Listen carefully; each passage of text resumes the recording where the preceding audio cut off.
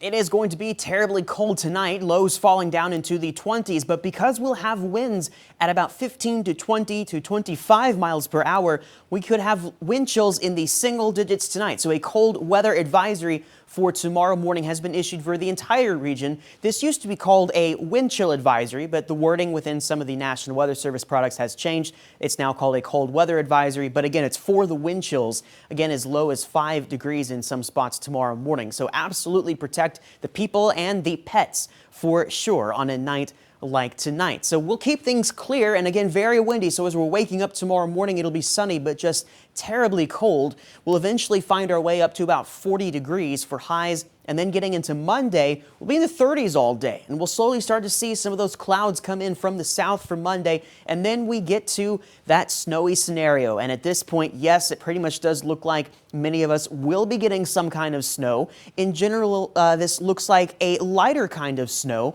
but we could find some slightly heavier amounts, if you would call it heavy in this case, down towards the Brazos Valley once we get into Tuesday. Of course, it's going to start falling Monday evening into Monday night, and I won't advance future track into Tuesday just yet because I'd like to get some higher resolution data before I show that, but also notice the band of sleet that could be down here just to the south. Now, it might start there, but that sleet band could work up into the Brazos Valley on Tuesday and maybe the southern fringe of central Texas, so some sleet could mix in at times. But even having said that, maybe just the slightly higher snow accumulations could be down in the Brazos Valley.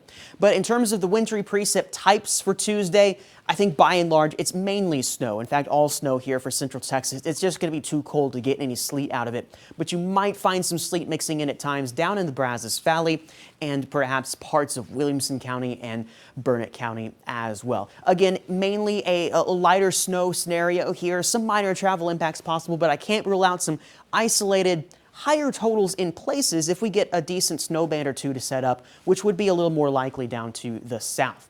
Of course, the wind chills, got to talk about those. Like I said, those numbers, especially when the winds are gusting tomorrow morning, could put the feels like temperature down into the single digits. So absolutely be prepared for that if you've got someplace to be tomorrow morning. Actual low temperatures in the low 20s to mid 20s tonight.